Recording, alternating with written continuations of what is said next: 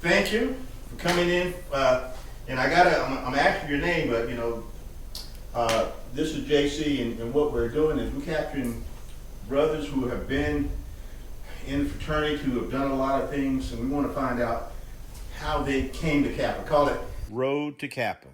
Right. The journey to Kappa. Okay. And so the first thing that my pastor was, I go to Smallwood Presbyterian.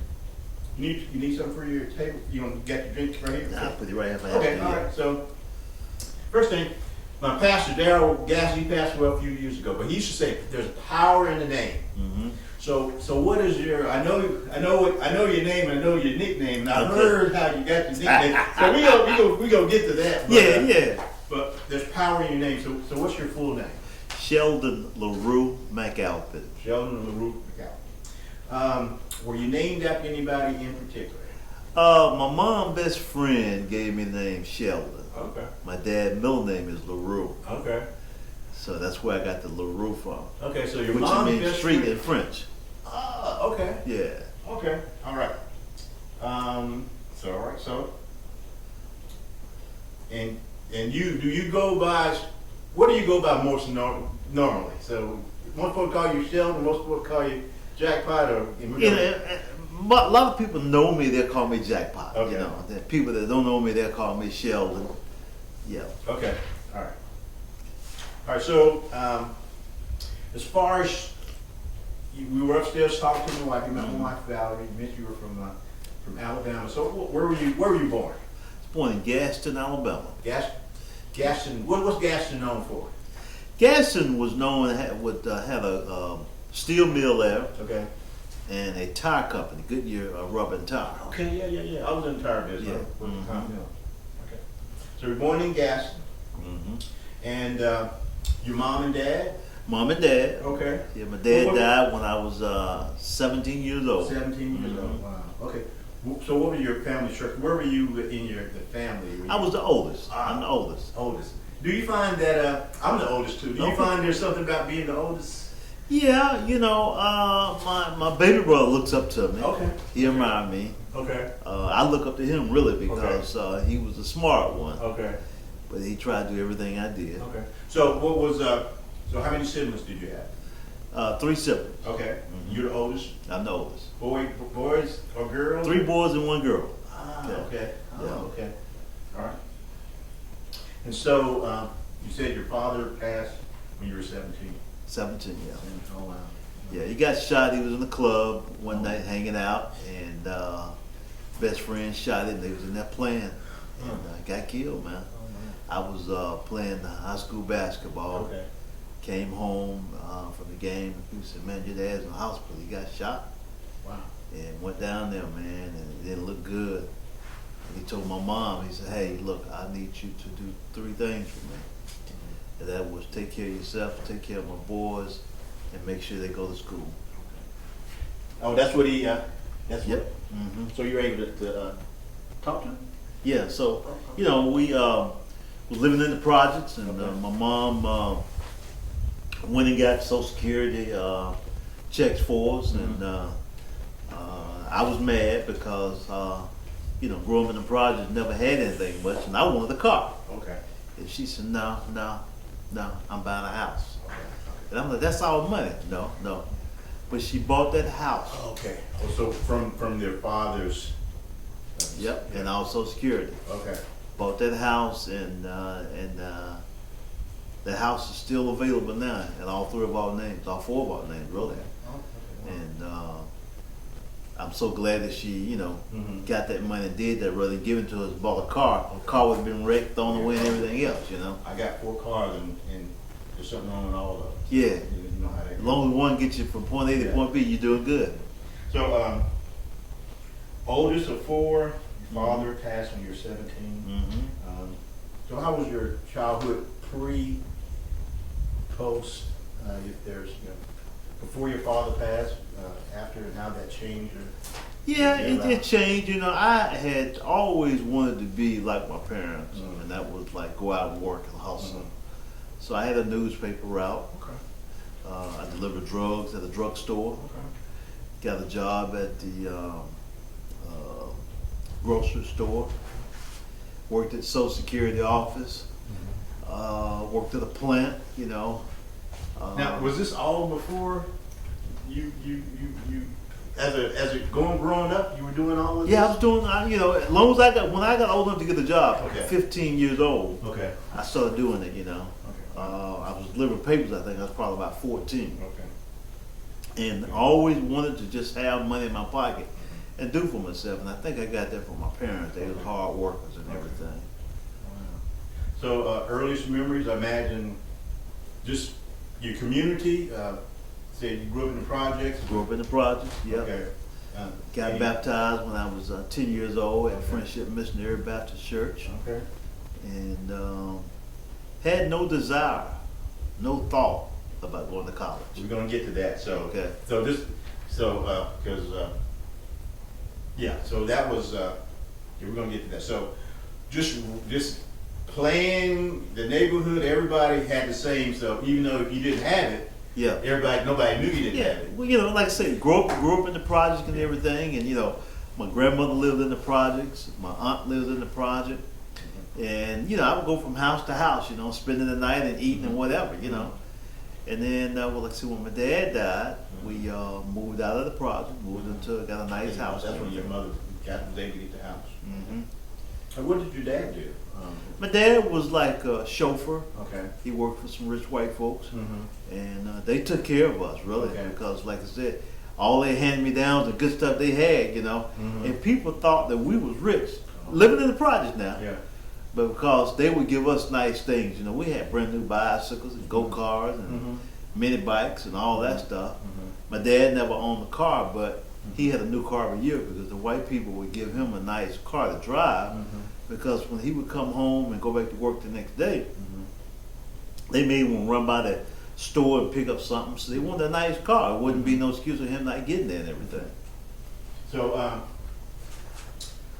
so when you, so you're growing up, Mm-hmm. describe Gaston. Gaston was a town that it was a dry town. The mayor there ran everything and bought everything up. We were supposed to get Talladega 500, Oh, yeah. but because it was a dry county, they went to Talladega. Oh, okay. Yeah, and you know, over the years, you know, the town has just really, you know, gone, you know, just drawn up really because he bought everything up, Yeah. and there's no industry there now. Okay. You know. All right. So, growing up, what grade were you in when your father? 12th grade. You also you finished 12th college. grade, yeah. So how was your elementary, junior high, high school? Mm-hmm. Predominantly integrated. Well, I say in Gaston. Yeah, it was integrated. It was Oh, integrated. okay. Yeah. Okay. You know, I went to the Catholic school the first through the 6th grade. Okay, Catholic school. Okay. Mhm, first through the 6th grade, Okay. and then the 7th grade, Uh-huh. I went to integrated junior high school. Okay. And played on the basketball team. Okay. And then my senior year, I went to integrated school, Gaston High. Okay. Played on the basketball. Was team. that because there was only one high school in Gaston? No.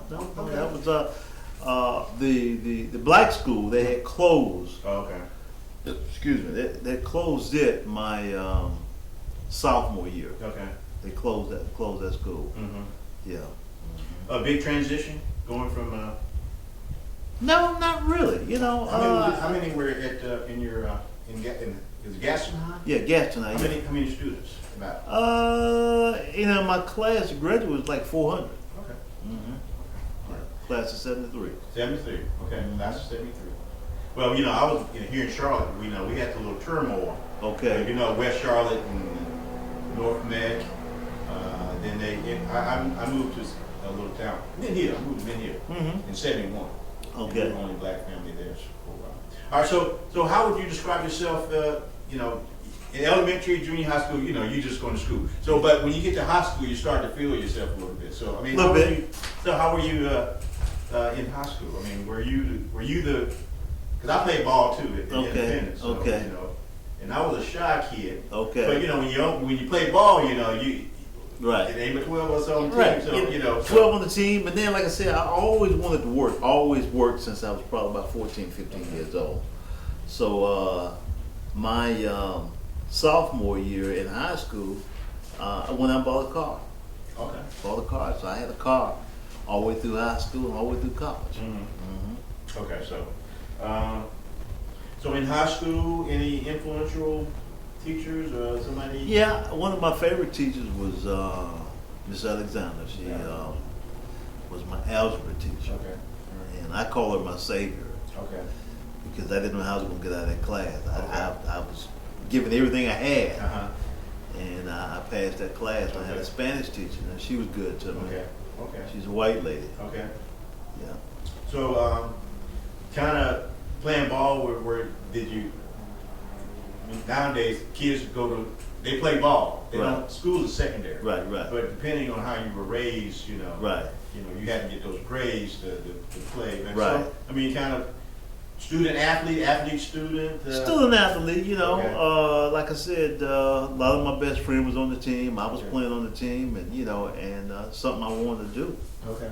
And I wasn't your top guy. Mhm. I was sitting on the bench, Okay. waiting on them to get a lead so I could get in the game and Okay. everything. Mhm. But yeah, but I scored 4 points when I was on the JV team in junior high school. I Okay. scored 4 points last game. I was a chubby kid. I grew. And then from 8th, 9th, 10th, I started. Then 11th grade, we had a team that we were one game away from going to the state championship Okay. in North Carolina. But then I started my senior year. So. But, all right, get through school. Now back to the college. Okay. You mentioned you had no intention of going to college. Nope. So what changed your mind? Well, I couldn't get a job at Goodyear. Didn't get a job at the Republic Steel. So, and wasn't quite sure if I wanted to go in the military or not. So I went to junior college my first year. Okay. And Where was that? Gaston State. Okay. Gaston Gaston State, okay. Went to junior college there. Okay. And that summer, one of my buddies that played on the basketball team came home from Tennessee State. And his parents couldn't afford to send him back up there for out-of-state fees and everything. Okay. And he convinced me to go to A&M and follow him. Okay. And we would be roommates. Oh, okay. Yeah. And that's how I got to Alabama A&M. Was that the only choice? Well, like I said, I had no intention Okay. of going to school. Okay. I wanted to get out of high school. That was it. Okay. Okay. Yeah. I was with probably a C+ student. Okay. Yeah. You know, didn't like to study Yeah. and everything. But when he convinced me to transfer with him to go to Alabama A&M, that's what I did. Okay. Well, you know, I went to T, and back then, you know, you could go and you could hang around a couple of years before they figure out you wasn't doing anything. Right, So, right. Not like that now, you know. Right. But okay, so you go to college, and so what was your major? Business administration. Business administration. And so you get on campus. So what was I'm doing pre-Kappa, Okay. post-Kappa. Okay. Okay. So what was your sophomore? I don't want to get too far ahead. So what was your freshman year like? Well, you went in as you had the credit, you had right, the hours. right. Okay. I went in as a sophomore, Okay.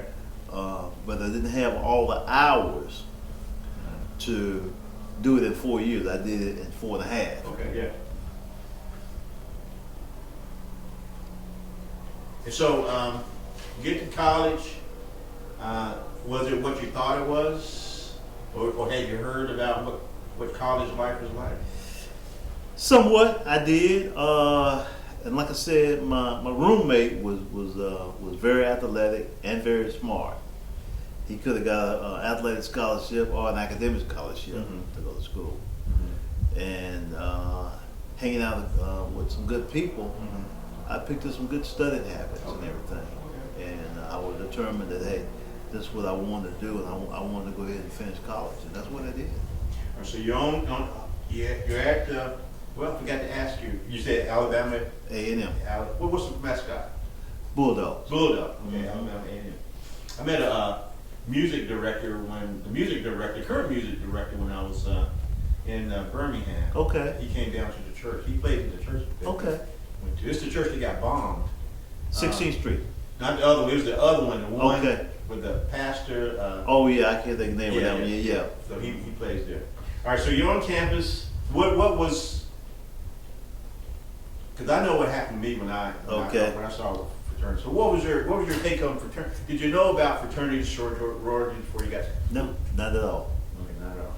Not at all. Not at all. And so, what was your first impression? But once you figure out what the fraternities and sororities were, I mean, what was it like being on the outside looking at the? Well, it was like something I never had. I never had a big brother. I was always the big brother, and I had 3 siblings behind me. And it was like having a group of guys that you can call your brothers and be with. And if you need help, you can call those guys. And that's what I thought of the fraternity. Okay. And so what was your first impression of? Well, did you ever think about anything else? No. Okay. Never. And what was your first impression of Kappa? I mean, was there anything in particular that you saw? Heard one day. I think the class that they show, Okay. the step show, and just cool bunch of brothers, Now, my daddy, only brother, went to Alabama A&M, but he did not take the role as far as leading us as a great uncle and giving us a way how to do things. And I realized, I found out years later that my dad's brother had pledged Kappa at Alabama A&M and actually was on the very first line. He was on the charter. Yeah, Wow. yeah. And you didn't know it. Didn't Never know. talk about it. No. He never stepped up and said, "Hey, your dad is dead. I'm going to make sure you guys do the right thing. You don't have a bunch of babies, and you don't go to jail and all that kind of stuff. And when you go to college, I want you to pledge Kappa." Never said anything. When did you find out he was? Years later, after I had came home. After you came home. Yeah. You never. I don't want to get too far ahead, but all right. So you saw the brothers on the yard. You saw that they were together, and that's what you wanted. So what was your understanding of the process to become a member? Didn't really know. Didn't really know. I just knew that that's what I wanted to do and to be a part of, and whatever it took, I was going to do that. So I got one question: is what motivated you to become a Kappa? So you just saw the brotherhood, and you saw that's what you wanted. Right, and my roommate was going to pledge Kappa. Okay. Okay. Yeah. All right. Did he?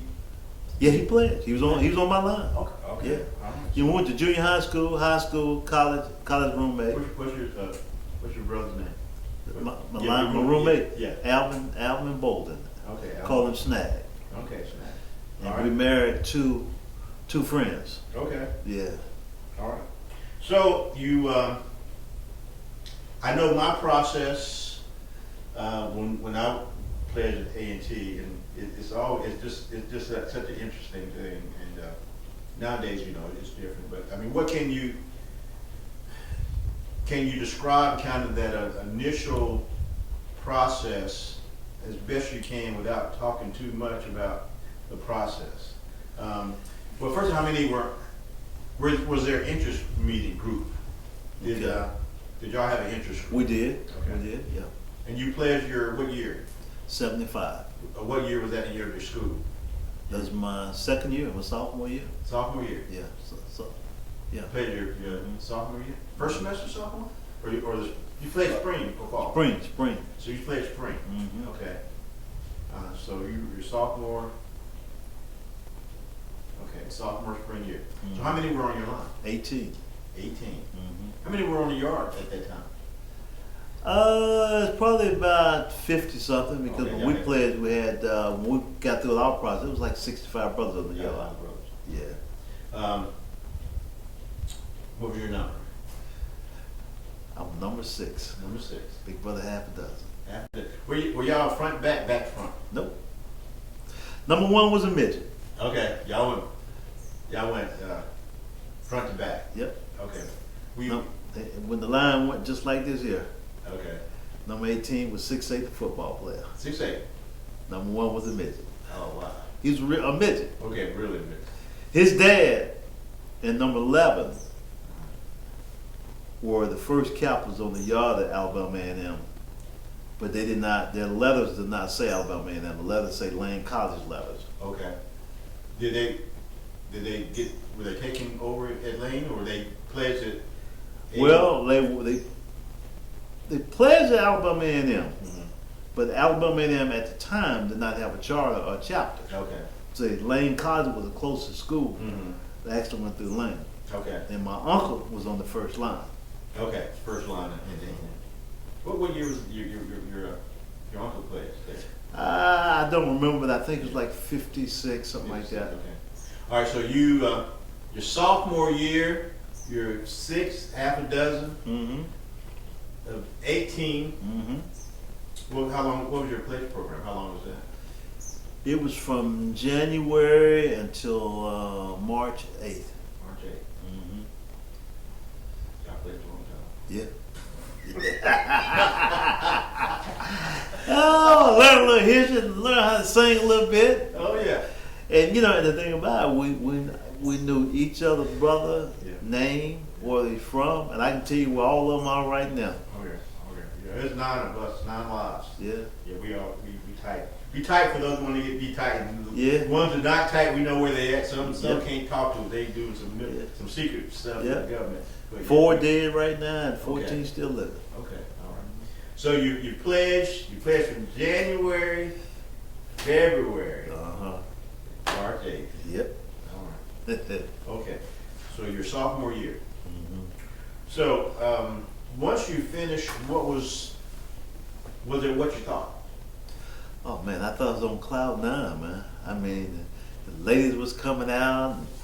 I mean, it was just nice. I mean, it was like a family, you know. And on Thursday we had dress up day. Had a meeting on Thursday night. Okay, Had a dress up, Okay. and it was cool, man. It was Okay. cool. All right. So you pledged your sophomore year. Y'all had about 60 brothers on the yard. You come back your junior year. Mm-hmm. How was Kappa's on the yard looked at a We ran the yard. okay, Randy? We ran the yard. I mean, That's I hate to close, say it, man. We ran the yard. The Qs were not on the yard at the time we played. They came the next year, '76. Okay. They had been off the yard. Okay. But you know, we did a lot of community work, man, Okay. on the campus and That's everything, right. and in the city. Okay. Yeah. All right. So again, January to March. Mm-hmm. We know the state of the fraternity. Our intake program is a little different now. Mm-hmm. But any thoughts about your I don't even want. It almost sounds bad to even say it's pledge program now, but Okay. but what was that process like as best you can describe? I mean, The process today. no, not then. Back then, it was serious. It was somewhat funny. Mm-hmm. I don't think the big brothers did anything as far as when they kill us, anything like that. Yeah. They did some serious things to us, but it wasn't like we're gonna put you in a hole and bury you, and you got to find your way out. You know, Yeah. they would tell us on a Sunday, his brother would be in town, and they would say, "Okay, I want you to run down that hill," and it'd been raining that day. Mm-hmm. And when I say stop, stop. Mm-hmm. Don't slow up. I mean stop. Got white pants on, 3/4. Everybody had the same thing on. White pants on, 3/4, black leather jacket, and red turtlenecks. Mm-hmm. And when you run, they see stop, you just start sliding in that mud. And that was funny to them. Yeah.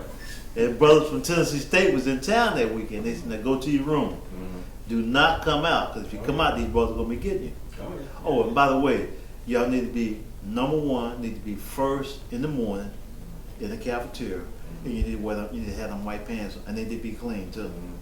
So now you got to think. Yeah, yeah, yeah. Do you have another pair of white pants? Do you sweetheart? Mhm. Are you gonna call her to come down there? Or you gonna sneak out and try to wash them and don't get caught? Or what? It is a thinking game there. Yeah. Well, how long, when you say that, our play period was 6 weeks, Okay. and at A&T, and you learn very quick to think, To think. because it was, that first couple of days, it's okay. What are we trying to do here, Mm-hmm. and then you just got to figure out how can I get to the next day, Right. make sure everybody get to class, try to do all I need to do, and you just learn To think. It's you a learn- thinking process. yeah, you So learn when you how get to- into the real world, yeah. do you just go into the panic, or do you think? Yeah, and you carry those things with you now, today? Oh yeah. Yeah, okay. All right, so, anything else? Because I got tons of stories. I was the one that had a car. We was 9 of us. Okay. And so we called it a stroller. Okay. We pile up in there and Right. ride, try to, kind of hard to hide, 9 Right. strollers. Right. Right. Yeah. Well, I had a hot rod at the Okay. time. I had a '55 Chevrolet, Okay, 4-speed, all right. 411 Power Traction rear end, heathers on it, high take in rods and all that. So I was, like I said, I worked all the way through high school and everything else. I was top dog on campus. But while I was pledging, I took that car home. Okay. And the Okay. brothers used to remind me, where you car at? Where you car at? There you go. All right, so you become a member your sophomore year. Mm-hmm. So that the pledging is just many a call, few are chosen, Mm-hmm. and I imagine there's that line some folks didn't want to cross, to come in. Mm-hmm. They wanted to be in, Right. but they hearing stories. Right. But that's just part of the process Mhm. of getting in. So you're on campus, you're running campus, the business part of it. Were you active in the chapter, in leadership positions? None whatsoever. None whatsoever. And we're gonna talk about where you're at now, what Okay. you've done. So that's interesting. Yeah. Most of the time, the brothers who Right. Chapter Polemarch, they leave. That's right. Mm-hmm. Grad chapter. Mm-hmm. And they, if they hang in there, they move Right. on. It's interesting to hear that you. Yep. All right. Not one roll. Okay. But My you- roommate Okay. was Polemarch. He Okay. became Polemarch. Like I told you, this guy could have been an athlete, star athlete, or an academic guy. He was smart. Mhm.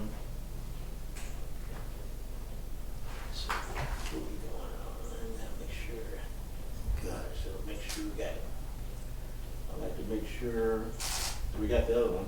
Okay. All right, so throw this back on. Okay, so Okay. all right, then you can edit with any kind Okay. of stuff. So you matriculate and you enjoy the fruits of being a Kappa Oh, man. on a yard Yeah. at a black at a HBCU. Mm-hmm. You know. Ladies and everything. Oh yeah. Yeah. So and like I said, I'm pretty much the same person that I was when going through high school. But there was something about being a Kappa on a yard Okay. at HBCU. Oh yeah. And we run, Aggies run, yeah, Mm-hmm. Intramural sports. So we were tight, and like my story, very impressionable, Mhm. oldest as well. Saw the brothers on the yard, man. So anything you said very involved. The chapter is very involved in Mm-hmm. for those that don't know, Alabama A&M is located in Montgomery. It's in Normal, Alabama. No, but it's outside of Well, it really, a lot of people think it's in Huntsville. Okay. Huntsville is a big city. okay, But the campus is actually in Normal, Alabama, okay, 5 miles from Huntsville. okay, You know. okay, all right, cool. And so very involved, cues are off, alphas around, Alpha's around, Sigma's around. Sigma around, okay. Yeah. Groove Fight Grooves? Y'all had Groove Fight Didn't Grooves? have groups, Okay. Yeah. Well, there was a thing called Circuit Club. Okay. There was a little club, and then Arkadelphia or something like that. Yeah. All right. So, kind of recap before we move forward. You never heard of Kappas or fraternities when you got to college and you kind of see what's going on? Nope. My high school girlfriend, her dad and her mom were both college professors. Okay. Her mom's name was Katie. Okay. Every car her dad drove, it had Kappa Psi on it. Okay. But didn't know anything about Kappa. Okay. I thought Kappa Psi was Katie. I thought that was Katie. Okay. Okay. So I didn't know that until I went to Alabama and then realized that was not his wife's name. That was a fraternity he was in. Okay. And I played the same fraternity he was in. Okay. Yeah. Cool. Did you stay in touch with her? Very in touch. Yeah, Okay. we stayed in touch for What years. would her father say once he found out you? He came and took me across. He came and took me across. Very cool. Very cool. Yeah. Very cool. All right. So you're on campus. You get involved. You do a lot on campus. Mhm. You graduate. Business degree. Business degree. Where'd you head off to after that? Got a job in Augusta, Georgia with Ford Motor Credit Company. Okay. Augusta. Stayed there for 2 years. All right. Did you know? I'm not sure. Reggie Simmons.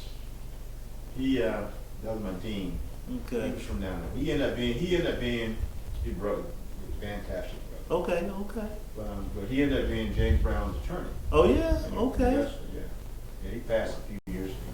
Yeah. Hurt Alpha hurt Mid East. Yeah. Yeah. Matter of fact, one of my buddies, one of my roommates in Augusta, he's a Kappa, went to Clapton College. Mm-hmm. He worked for James Brown Okay. at the radio station. Okay. And he told him, he said, you know what, I would fire you, but the only reason I won't fire you is because you remind me of my son. Okay. Yeah. Oh, definitely said. Yeah. All right. So you Ford Motor Credit involved in was it Augusta have alumni? Yeah, Gus had alumni. Okay. Did you join right away? Joined right away. Okay.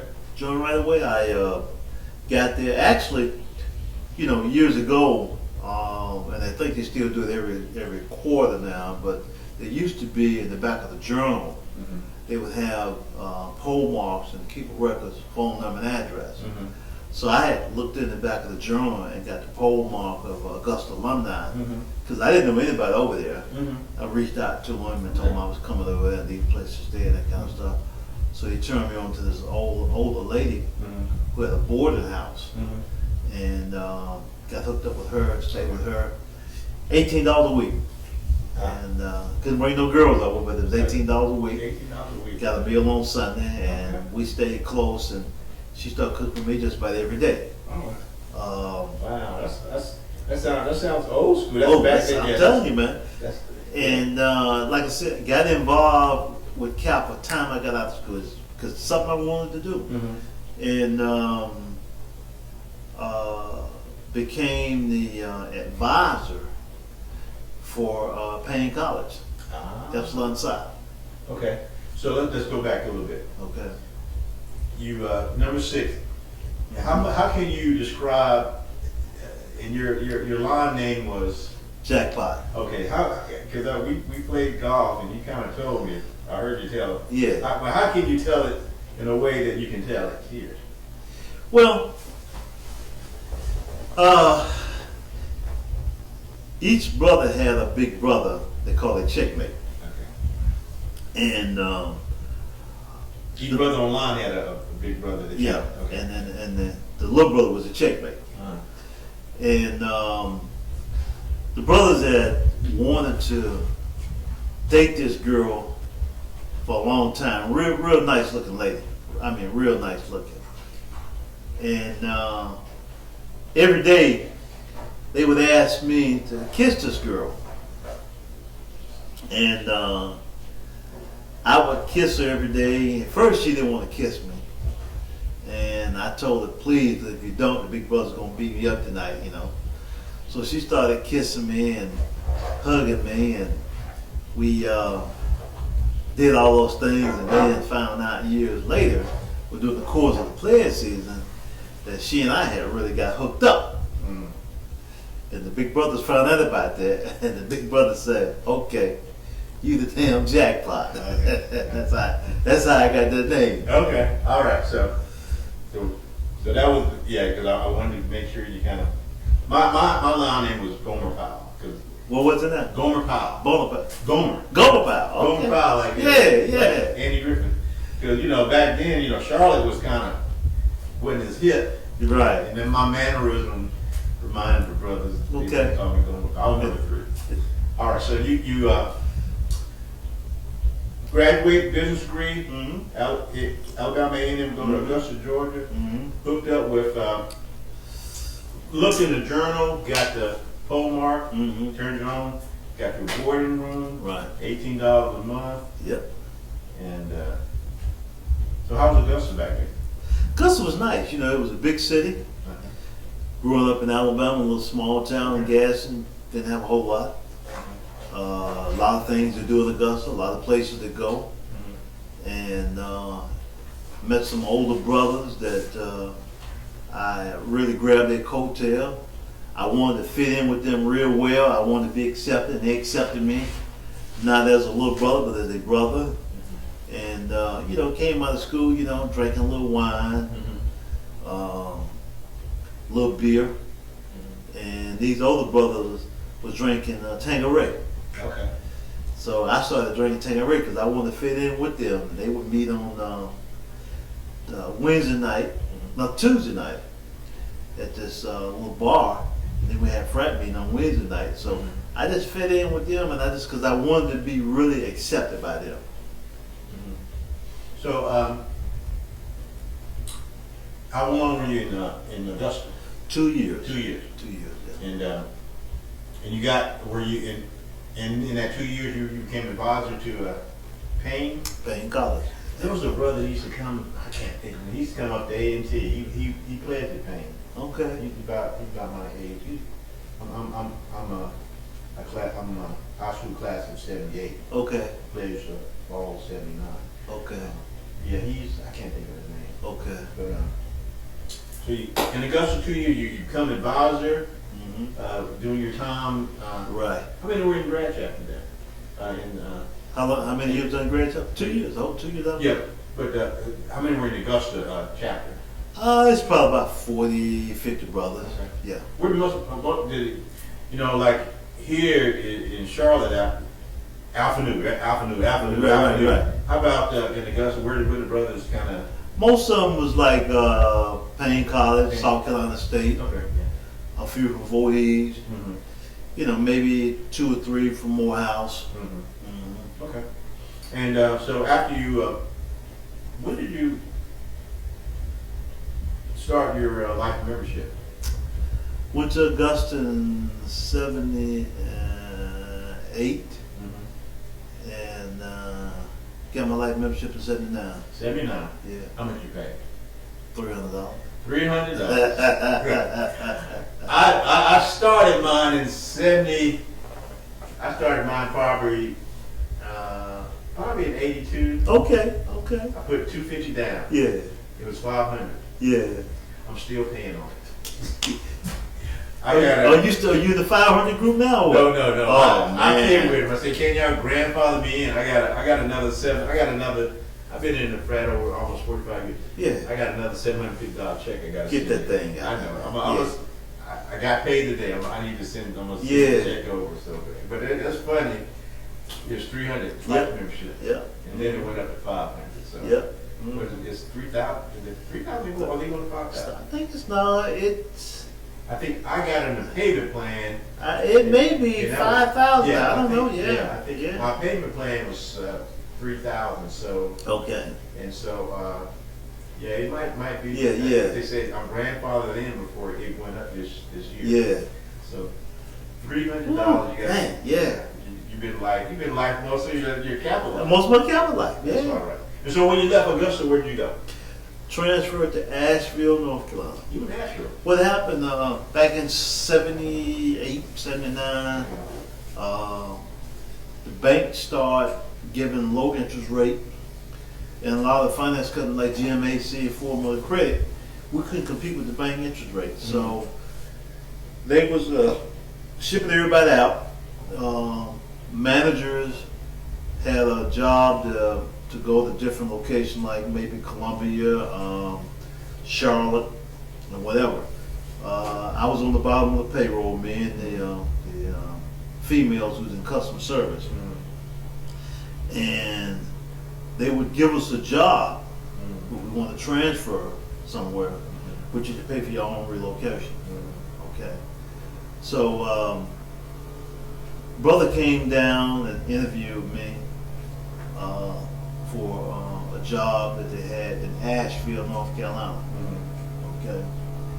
And I had no intention of going to Asheville because I had an option to go to Athens, Georgia, or either Columbia, South Carolina.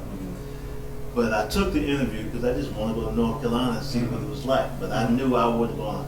I knew I wasn't going to take the job to Asheville. I just when I left out of that office day, my mind was made up I was going to take it.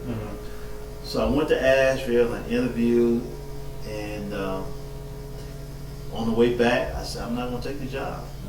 So I got back home, and the old lady that was staying with, she asked what I was going to do. She said, you know, you're getting ready to get married in a couple of months. You and your wife both can stay in the same house right here with us. I was like, wow. So I went to the office the next day, and my manager called me in the back and told me to shut the door, and he asked me how was my interview, and I told him it was good. He said, what you decide, what you going to do? And I said, I'm going to take the job. Where that came from, I don't know. Just blurted it out. I just said I'm going to take the job, and I'm like, wow. But now, when I took that job, I was salary grade 3. When I took that job, I became a salary grade 4, and I got a promotion. But here's the thing.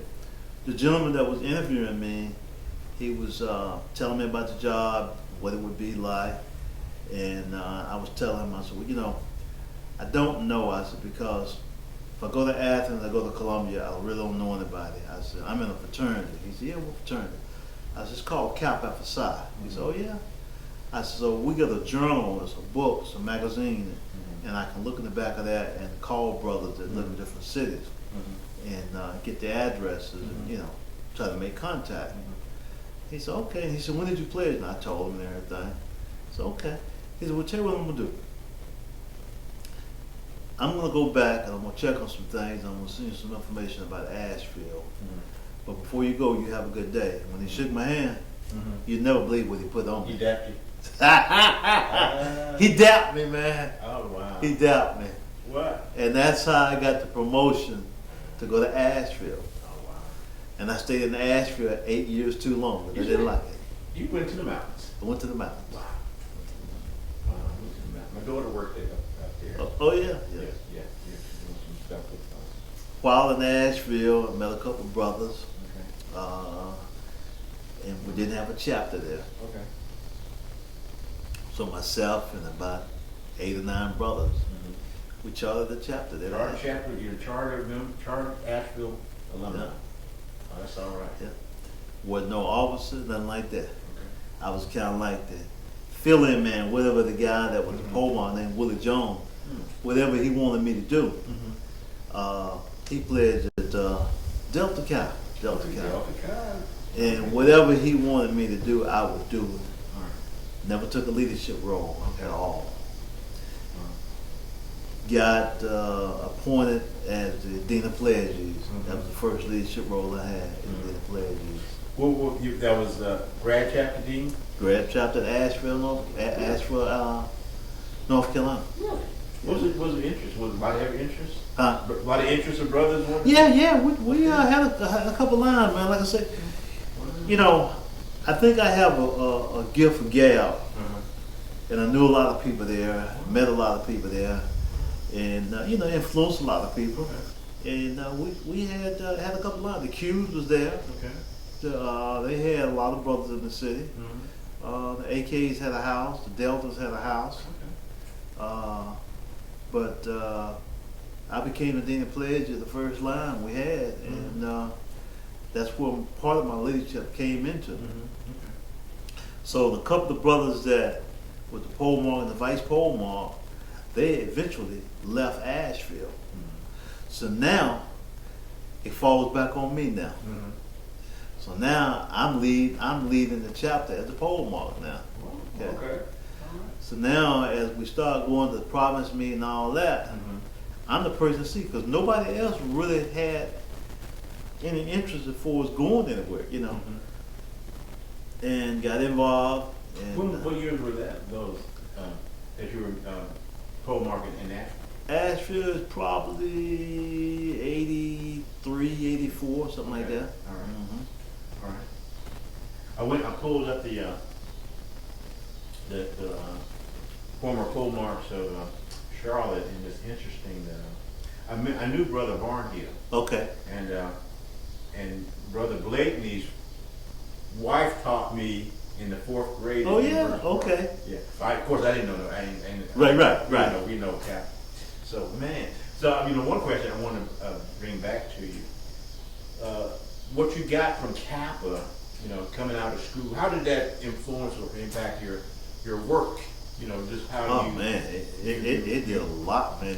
It made me have the will to drive Mhm. and to be more Mhm. and to just work hard, Mhm. because that's what Kappa taught me, as far as working hard and don't give up, and be able to stand for the challenges, Mhm. Yeah. because like I said, growing up in the project, I never had any influence. My mom didn't go to college; both of them finished high school, Mhm. but they didn't encourage me to go to college. And then it was like, hey, you got to finish high school. Mhm. you Yeah. know. Yeah. You mentioned that Kappa for me is one of the greatest things I've ever done, and to the point about giving you a platform of just you play it, you can do anything, Mhm. And I went to my first gig was a town called Red Oak, Iowa. I was 5,000, I'm the only black guy in town. It was only In Iowa? Iowa, yeah. I was there for a year. Wow. And then I transferred to Greensboro, North Carolina. But the thing about it is, I pledged, and so if you pledge, that's You're up for the yeah, test. you already been tested. Yeah, you've been tested. Back when we Mhm. came through. So you you're a founder of a charter member of Asheville. Asheville. Mhm. Did you Mideast province? Were you kind of putting out feelers since you say you're going to prevent province? Did you kind of meeting up with brothers down this way, or? Meeting up with brothers and people knew me. I'm the Nuke from the mountains. New Asheville was new. Okay, Like I Nuke said, from the mountains.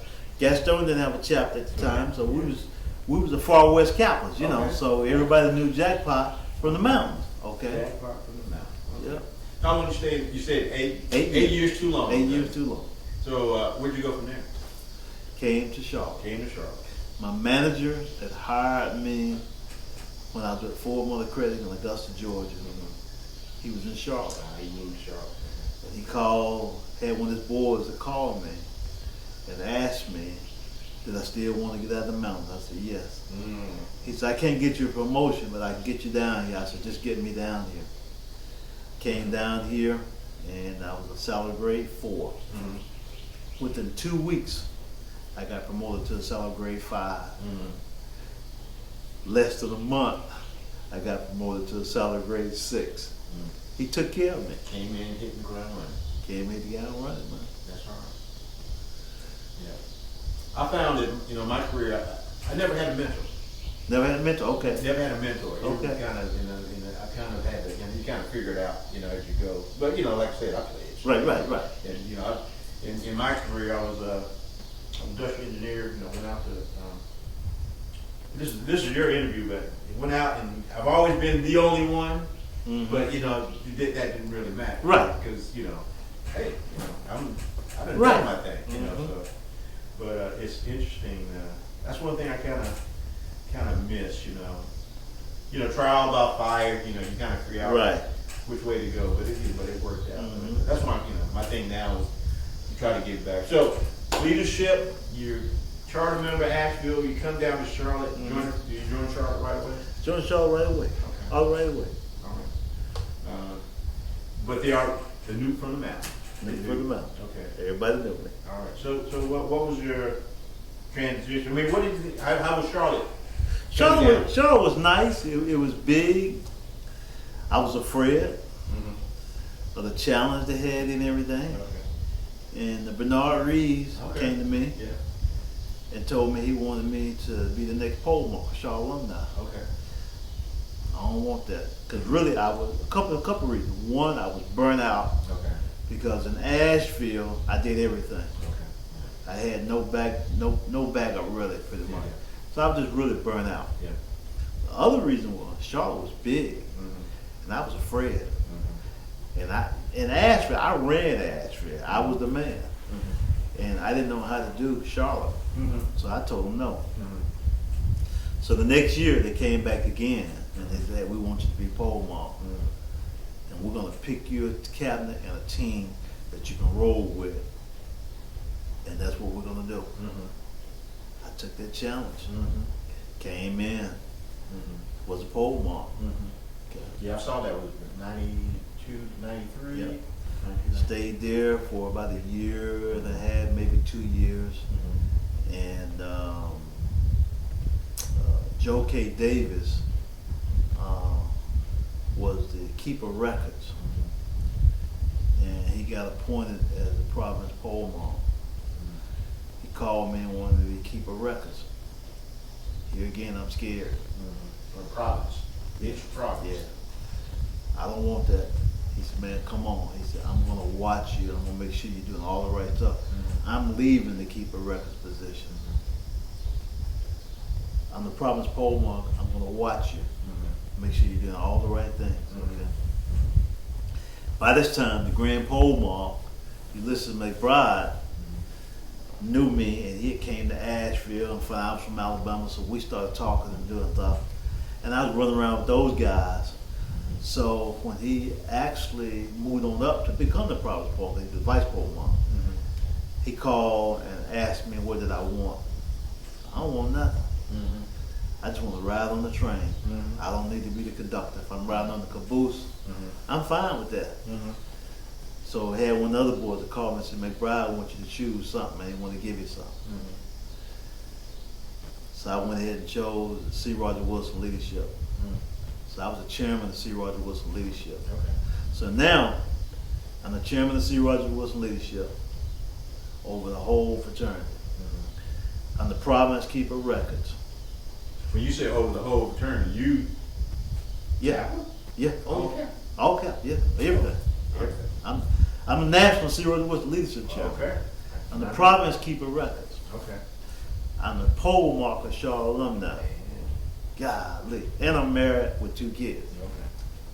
Brother Ray Bouton called me to his house. His brother McAlpin, he said, "You're doing a great job. Polemarch, keeper records, C. Roger Wilson chairman, wife, 2 kids. It's a lot, man." So I decided that I had to give something up. Yeah. I decided to resign as Polemarch because the province was keeping me busy, and then I wasn't gonna give up to C. Roger Wilson because at that time my budget was larger than the Grand Polemarch. Okay. Yeah. So I resigned. That's why I didn't stay as Polemarch, but I think a year and a half, something like that. And moved on up, and then just put myself in a position to do different things. And then I served under 3 Grand Polemarchs as C. Roger Wilson chairman. And then I got a call from Ron Young, and he said he was getting ready to make a change in the province Polemarch position.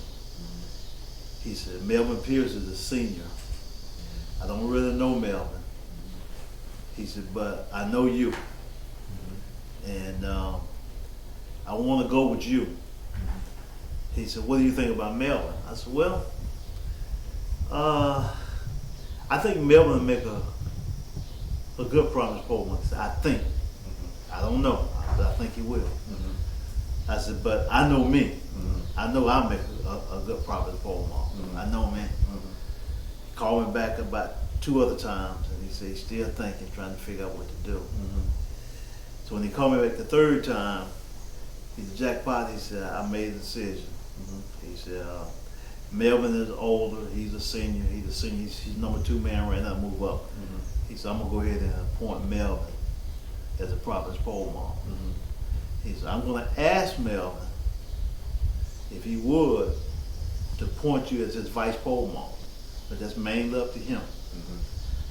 I said, Brother Grand Polemarch, I said, if he wants me to be his senior, I'd be more than happy to serve. If not, I'm gonna stay with the Keeper Records. Because I just want to work. That's all I want to do. So Melvin called me and told me that he wanted me to be his senior. And I resigned as the Keeper Records, became his senior.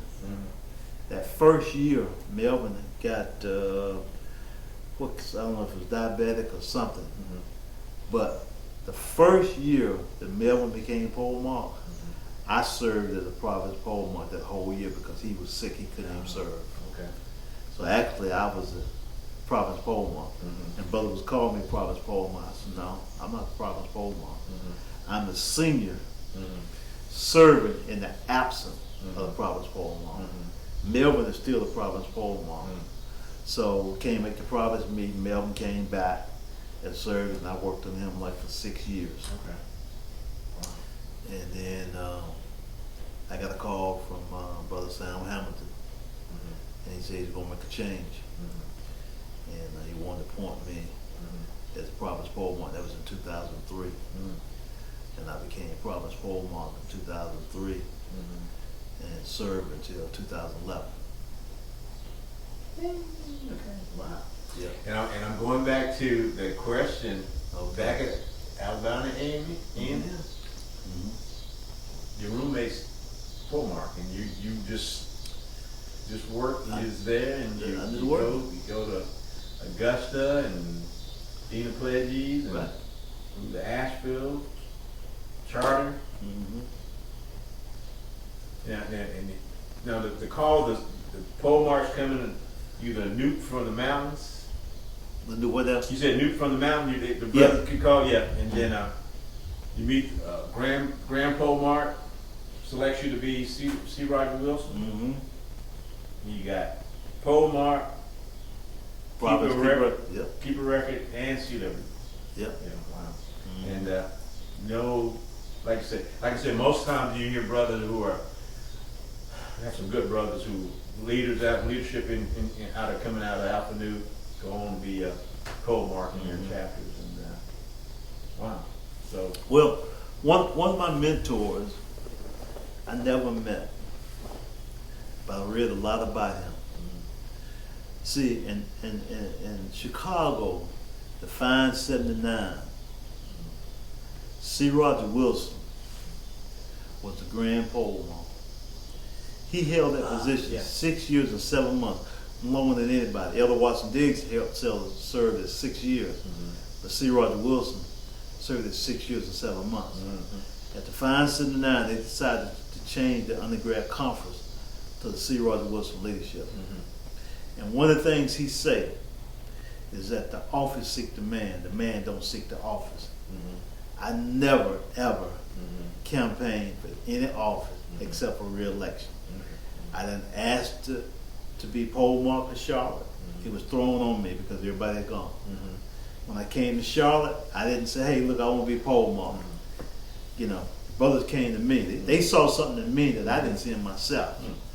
When I got to Keeper Records, I didn't ask for that. Joe Davis came to me.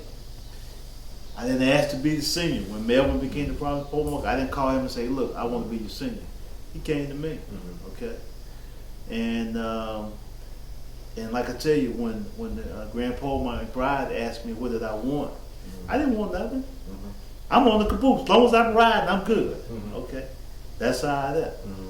And then when Sam Hamilton came to me in 2002 and told me that he wanted to make a change, I didn't say, hey, look, it's my time now. C. Roger Wilson says, the office seek the man don't seek the office. Yeah, I was in Charlotte Alumni when I came back to Charlotte, I think 87, 88. Okay.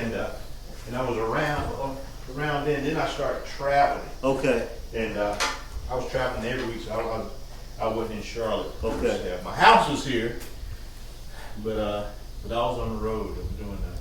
Well, you know, my thing is, I used to So- tell brothers all the time when I was Polemarch of Charlotte and Polemarch of the province. Brothers, I need two things from you. That's all I need. I need your money and I need your body. But if you can't give me both of them, you can at least give me one. Yeah. So now, if you got 5 kids, your wife ain't working, and you working off and on a little bit, but guess what? You're a photographer. I need you to take all the pictures of all the events we have, and we're gonna wipe off some of you, because we got to pay somebody to do it. So what we'll do, we just pay you to pay your dues.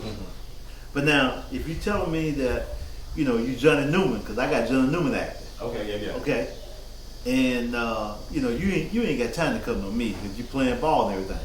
Then guess what? You can give me your money. Yeah. So I need 2 things from you. Yeah. But if I can't get both up, you can give me one. Yeah. Give me your money or give me your time. Okay. So, you know, you're heavily involved, and do you? I'm gonna let you shoot. This is my scrolling. That's all right. Go ahead. Go ahead. And that first, I had an opportunity. Mm-hmm. I had an opportunity. We were blessed to have Brother Urban come to Alpha Nu. Okay. We had I think it was our. I gotta admin do the numbers. That was 80. So Okay. it might have been the 35th. Okay. We had something, but he came. We met him at the. Big Bob, one of my big brothers, Bobby O'Henry. Did you know he was on the Grand Board? I know Bobby. I live over in D.C., Virginia. Yeah. Here. I know Bobby. Big Bob. He was. Matter of fact, one of his boys played at A&T. Okay, yeah, all 3 of them. Yeah. All 3 of them. So Big Bob, I called him Big Bob because one day we were building a float. Yeah. And he scared me. I ran up on him. I couldn't get Big Brother Bob Henry. I said, Big Bob. You know, that's all I could get out. So ever since then, I call him Big Bob. So, yeah, but he got to know Brother Urban, and he invited him down to, it was Founders Day. Founders Day in 80, and he came down and he signed my stroller. But I met Urban and I met Armstrong. Oh, you met both of them? I think I met, I'm not sure, what was he, Brother Armstrong, was he at a conclave? I met him at, what they call this thing? Kappa Alpha. Capricorn, okay. In Carpenter, Illinois. Oh, okay, SIU, Southern Illinois Okay, University. yeah, so, okay. Yeah. All right, so I say that to say, you know, what do you take, you know, we know everybody else started at predominantly HBCUs, but I know you've been to Indiana.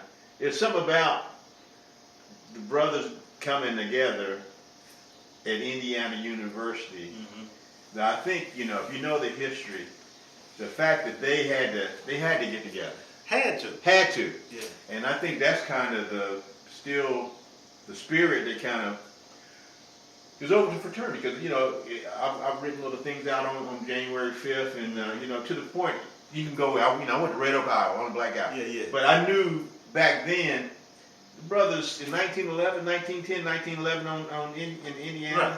home of the Klan. Yeah. So I say that to say, you know, how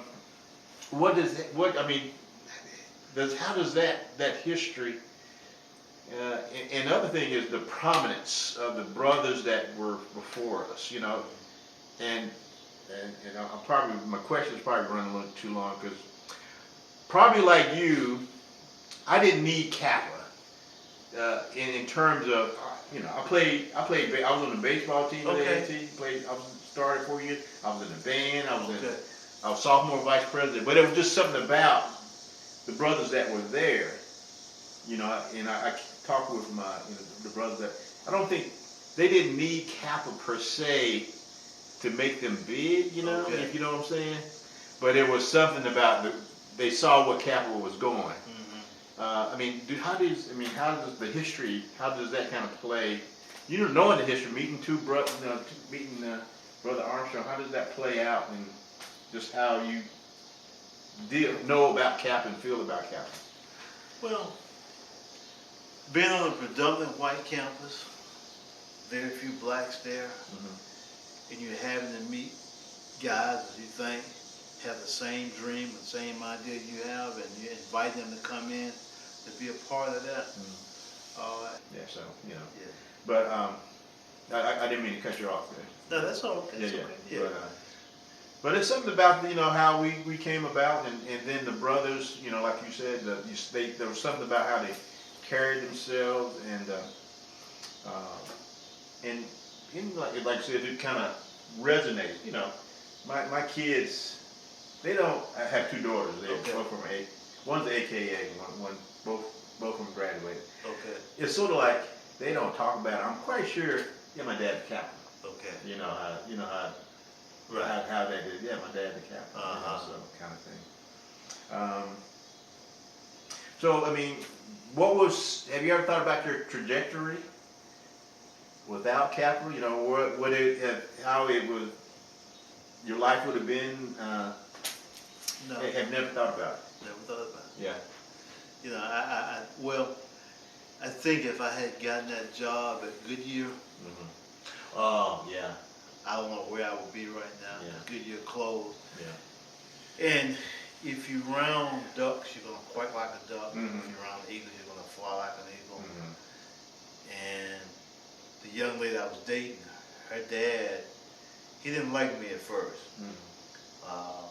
but he accepted the fact that she was going with me, and he put up with that a little bit. Oh, yeah. And he told me that I could come over on Sundays only. Mhm.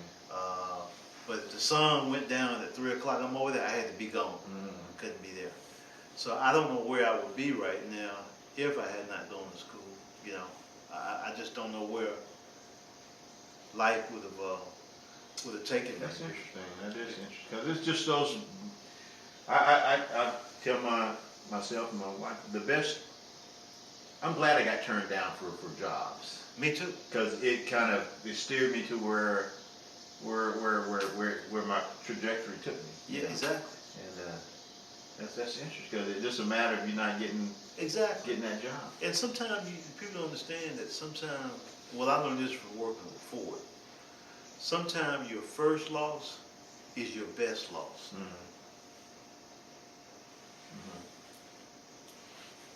And I just see that in everything I do now, even in my life when things happen, you know,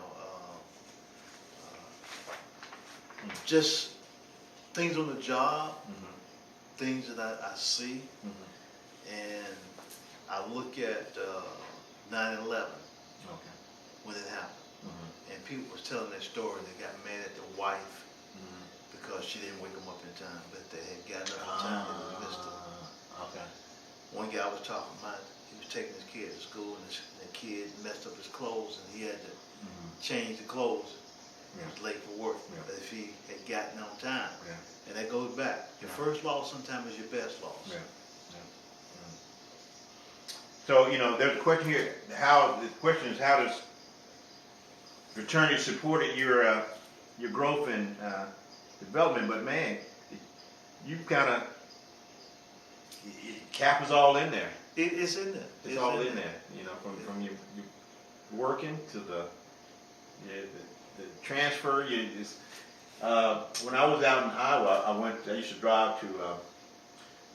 I was close to Omaha, about an hour and a half. I went to night school there when I was there, and I met a brother. He played football in Nebraska. Okay. Didn't know anybody in town.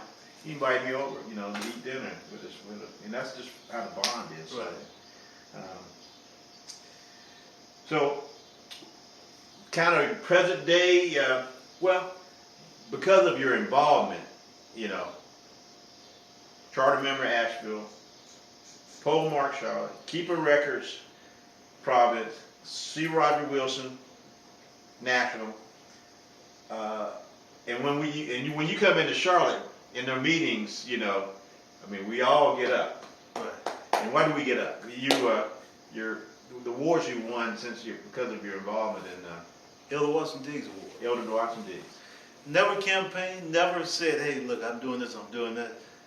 Brothers come to me. Like I said, I have never campaigned for any office or anything. See, Roger Wilson said it best. The office seek the man does not seek the office. Brothers came to me and said, hey, look, you need to get your shit together. I said, what? You need to get your stuff together. I said, what about Joe? Joe Davis was a province polemarch before me. And I said, what about Joe? They said, what about Joe? Do you want to get behind Joe and let somebody else pass you and Joe both? Or you want to get your stuff together? And that's what I did. I got my stuff together. And what does, for those that don't know, but this, this is within the fraternity, what's the Elder Washington Diggs Award? Who is the Elder Washington Diggs and what does the award represent? It's achievement in the fraternity and outside of the fraternity. It's the second highest award you can get in Kappa Alpha Psi. The highest award is the Laurel Wreath. The Elder Washington Diggs is named after our Reverend Founder, Elder Washington Diggs. Yeah, I mean, yeah, like you said, that's, and the Laurel Wreath is, that's The highest award you yeah, can get. that's so I mean, as far as Kappa, I mean, I think sometimes people, when I'm out in the community, I've heard people say, there's just something about you. And to your point about meeting the person to interview, then not knowing that he was a brother, and I find that the case a lot. Sometimes you just can sense who's got something going on. I don't have to wear paraphernalia, but you can tell when you're out and about. You can tell sometimes about what people are doing and what they're involved with. So, I mean, have you found that to be the case yourself? Oh yeah. And people see you sometimes, they don't see you with any paraphernalia on, and your mannerism, and how you dress. And they say, you're in the organization, the fraternity, right? And I said, well, yes, which one? And 90% of the time they're going to say Kappa. Okay. 90% of the time they're going to say Kappa. And so, and again, we, given the history of the fraternity, the reason that drove us to meet to Kappa and you to Kappa, I mean, it's just a standard, and I mean, and again, to your point, you don't have to go out and say, hey, I'm Kappa. Nope. It's just, and you've been, I'm happy that I played Kappa my sophomore year. Okay. So I was Kappa on the yard most of my college career. Okay. And I did everything. It is something about being in a fraternity, and the thing about, I mean, I know that's not everybody's experience. That the times were different then as well, but still, it's still something people ascribe to. Because I tell you, Ray Perkins, he's the advisor up at Alpha Nu. He's my line brother. Okay. He's involved with Greensboro line now, and there's still brothers coming through. Right. Even at my age, kind of thing. They were a little less, So it was imprinted a long time ago where they didn't forget. Because when I saw the brothers my freshman year, that whole summer, I'm doing push-ups, I'm working out, Right. because I wanted to play it, and and as soon as I found out, what the deal was, I'm glad I got accepted and we rolled out. But it's been a great impact on me. I almost didn't make the line myself. Okay. Yeah. Okay. Yeah. What happened was we have a big biology test, and it's probably like majority of the school take that test. And the test was stolen. We passed the test. Came back to my room. And we in there drinking and doing all kind of good things in there. And the dorm counselor, well, I'm telling them when people knock on the door, I'm saying, roll in here, you know. They roll in there, but, you know, we had everything in the room. So when the dorm counselor came up, knocked on the door, and I said, roll in here. And he rolled in, and all he could do was smell and see. Everybody got scared, tried to run out the room. And it was two guys that lived on that same floor, had been stealing the whole semester, but he could never bust them. Well, my roommate wasn't in the room at the time. So I had to write a report. When we keep talking? Yeah. I had to write a report on what actually happened. When I wrote the report, they sent me down to see the the counselor, and they put me on social probation for the rest of the semester. So we go home for Christmas, and I come back, and I get accepted to Kappa, but the school is telling me that I can't pledge because I'm still on social probation. And I'm like, no, y'all just told me I was on probation for the end of the semester. Well, because I would not tell everybody who's in that room, and they wanted those two guys, and which I knew what two guys they wanted, but I didn't know everybody in the room. So this brother came by, and he saw me crying on the steps that we'll call the block.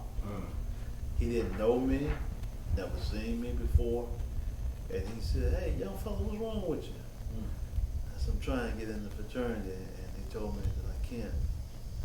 So he took me to the men counselor, who was a Kappa. He really couldn't do anything.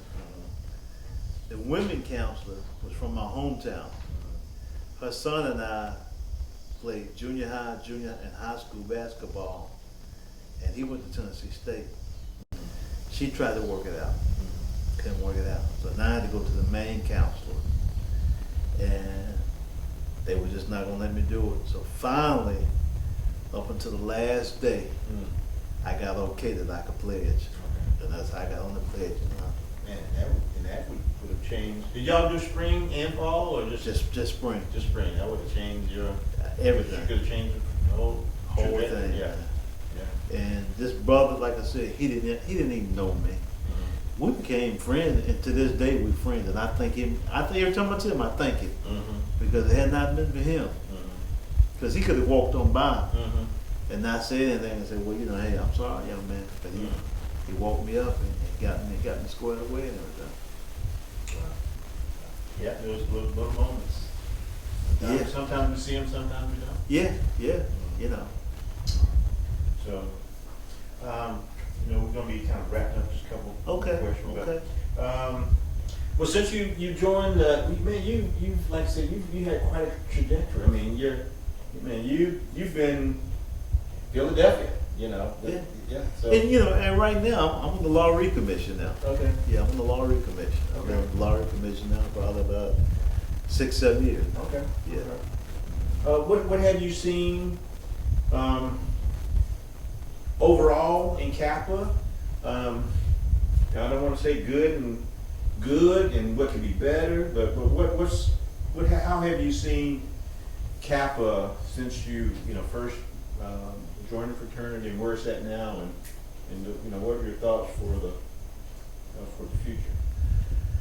I see a lot of good things. I see us making a lot of professional men that can bring new ideas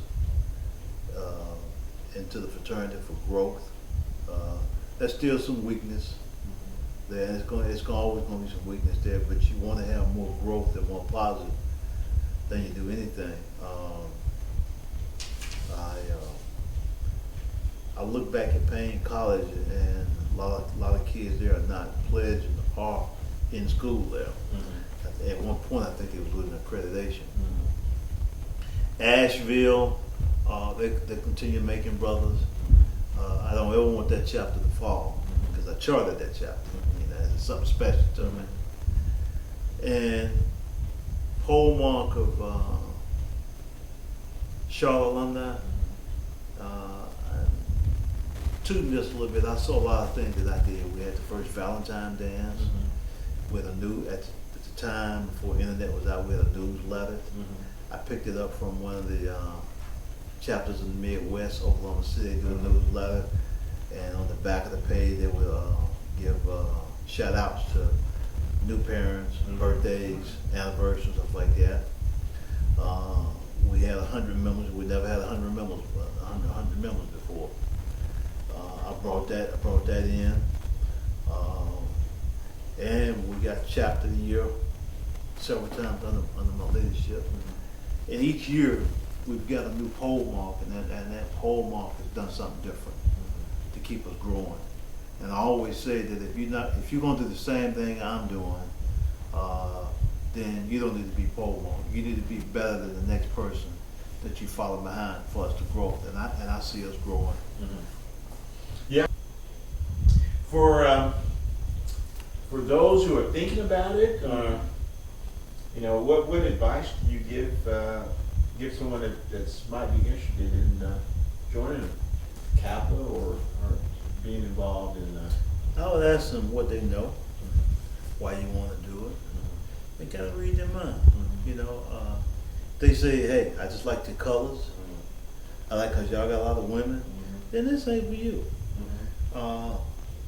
But if you and I look at you in an alumni chapter, what are you doing?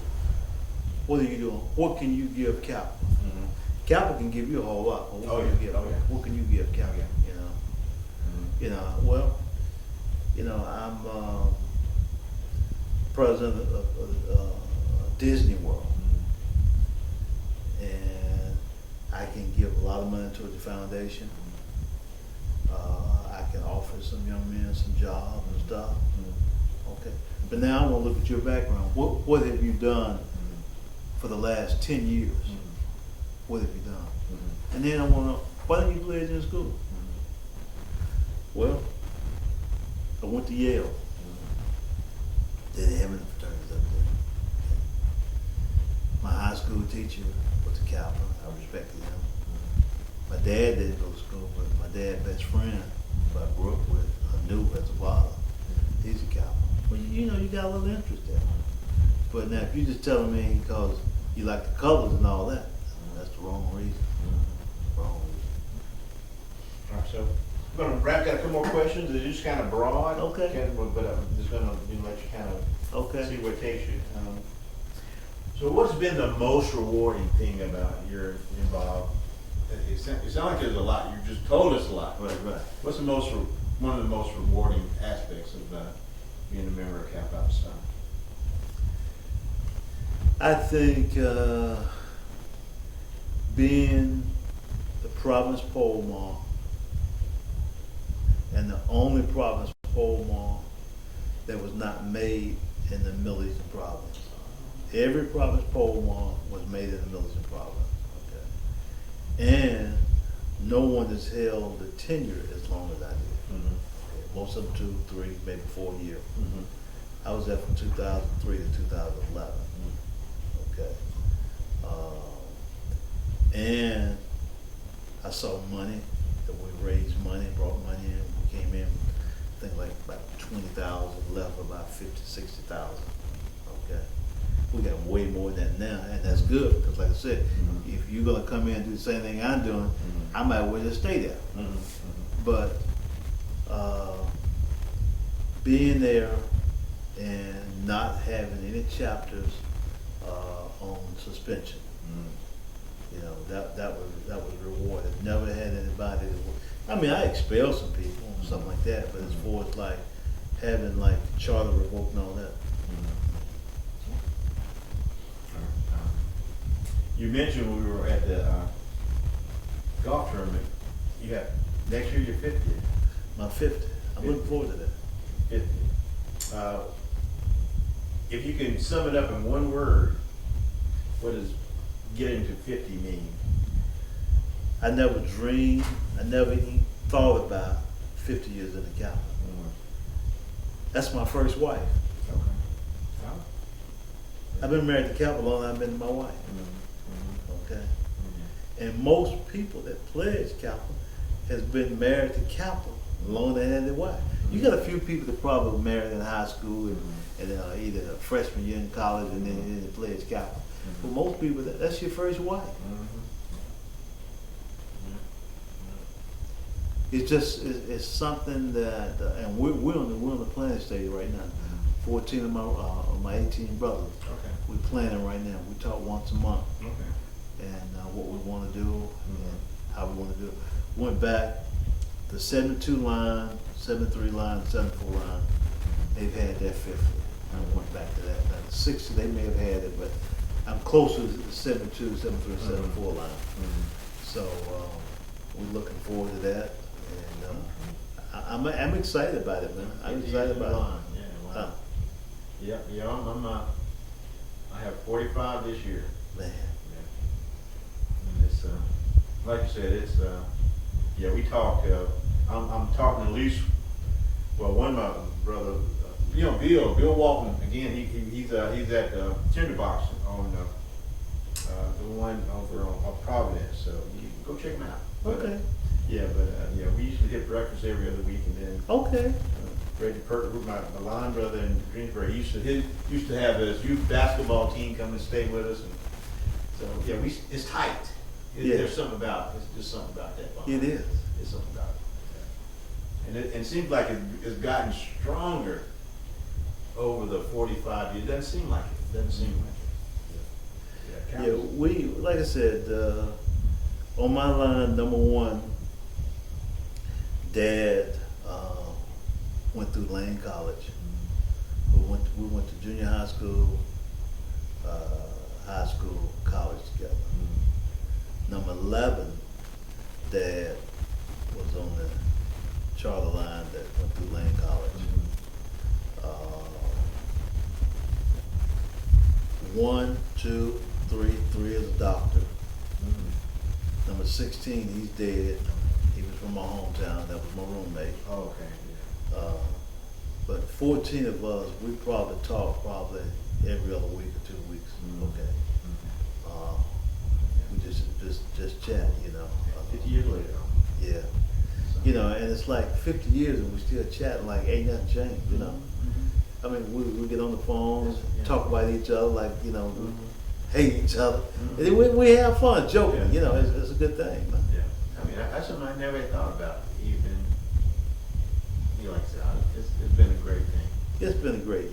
Like I said, I never even dreamed of being in Kappa 50 years. Okay. Never even thought about going to Augusta, Georgia and getting involved. Okay. The last thing on my mind was going to ask for Charlotte chapter. I wanted to be involved with brothers, but that was it. Yeah. Come to Charlotte, man, I don't want to be no Polemarch. I'm tired of working. I'm tired of that. Brother Jackpot, man, it's been enlightening. Oh yeah. Learning some things, and like I said, there's a reason that I had that idea, and we ride in that cart together. You said, "Let's do it. Let's do it. Let's do it." And we've done it. So yeah, I appreciate the you sharing with us, sharing with me about the experience and stuff. So I'm gonna try to hook this up, and I'm gonna get it to you. Let you check out. Maybe we can have it part of a Monday night presentation. Okay. Or something, get it out to the province. We kind of getting started. Want to meet all the brothers, legends. Right. The brothers been around. Like I said, the brother that passed 55 Alpha Nu. Those are the ones. He came on with Charlotte Ashford. Okay. Came up in his RV camper. All right.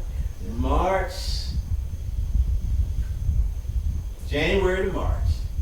We don't do that now. Nope. March 8th. We don't do that now. Yeah. That's all right. That's all right. Yeah. All right. Brother Jack, I appreciate it. Thank you.